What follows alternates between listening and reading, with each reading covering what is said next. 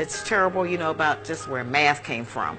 You know, all of the pictures that they've shown out of Africa, they've never really educated the Americans, white or black, about what really goes on in Africa, what some of the cities are really like. And that we're not running around over there with Tarzan, you know, and when they show anything from Africa, even down to today, they pick the worst scenes, the most terrible situations, you know, and they show those. But we have a proud history. But of course, what we did in Egypt 5,000 years ago, or what we did in China 35,000 years ago, is of no benefit if we don't understand what to do today and how that would help us to survive. We discovered the clock. We did discover the wheel. Black man has never been a caveman. You've never been in a cave. There's no history of it. You've ever been in a cave.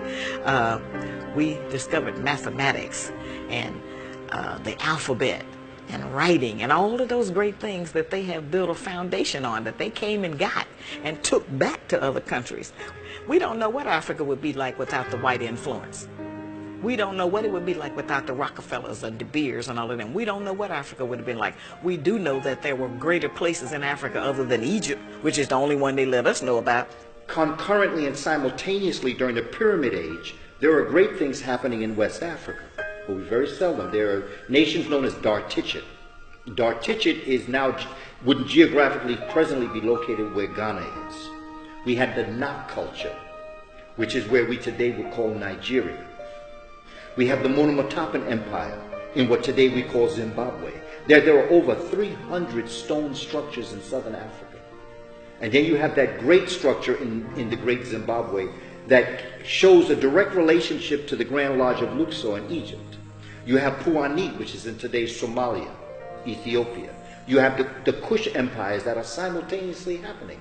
When Hatshepsut, the great Pharaoh king, although she was a woman, she was a Pharaoh king, sitting on the throne of Kemet, her cousin sits on the throne of Puanit, or what we call Somalia. There are great things happening historically across the African continent. You have the kingdoms of Kuba and Luba in Central Africa. Mansa Musa was the king of Mali in the 1300s, very wealthy brother. During the dark age of Europe was going through a dark age, Africa was thriving. It was the gold capital. Mansa Musa was considered the wealthiest man on the planet at the time. Mansa Musa had a very well-known pilgrimage to Mecca, where he went to Egypt and went to Mecca and went through Egypt, and he gave out so much gold it threw off the Egyptian economy. In today's terms, Mansa Musa gave away what would be the equivalent of $100 million in gold. The African was the first race to circumnavigate the entire globe.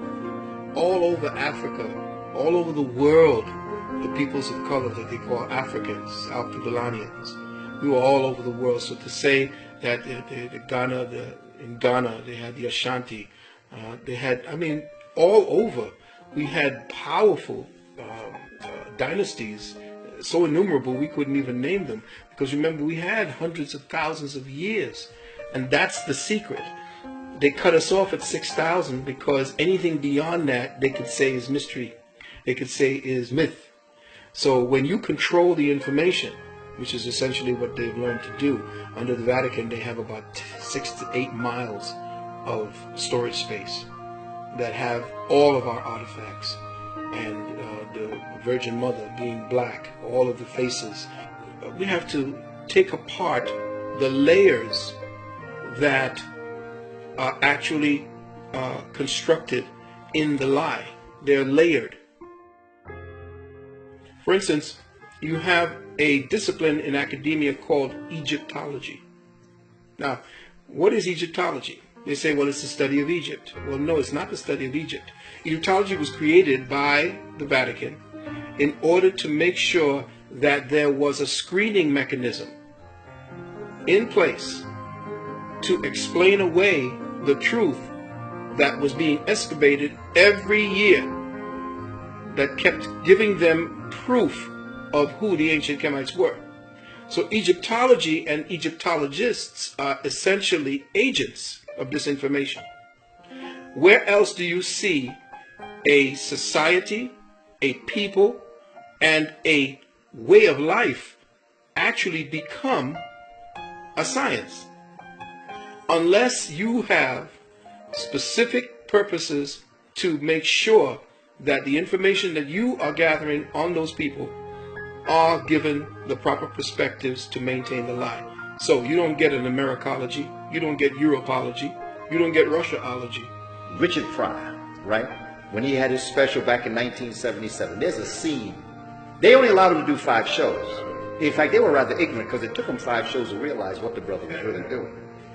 Richard Pryor, there's a scene where he goes in to the pyramids, and he is carrying the bags of the archaeologists and the anthropologists who are of European descent. And they're talking amongst themselves about what this find is and its importance, the greatness of it. And Richard Pryor is in this temple looking all around, and he begins to say, but all these people are black. He said, look at that guy over there, that guy looks like my uncle. And he's just, it's humorous, but what Richard Pryor is actually talking about is that, these are black people in these pyramids, and these are the people that built these pyramids. He's saying, wait a minute, these people... And then all of a sudden, the camera begins to show the anthropologists of European descent, and they start to nudge each other because they realize, hey, the guy carrying the bags is looking around and he's learning some things in here. So very quietly, you see them backing out of the pyramid, right? And Richard Pryor is still there talking about how great the pyramid is, and then all of a sudden, they show you the door close, and all of a sudden the scene goes black. Which means that was the blackout on the information for black folk to understand their history. This is what Richard Pryor was dropping on us in 1977. This is what actually has happened. Richard was telling us, this is what has happened to us. Because as you become conscious, and brother becomes conscious, and as a community we become conscious, the Europeans who know this are beginning to realize. So they're trying to shut the door on us.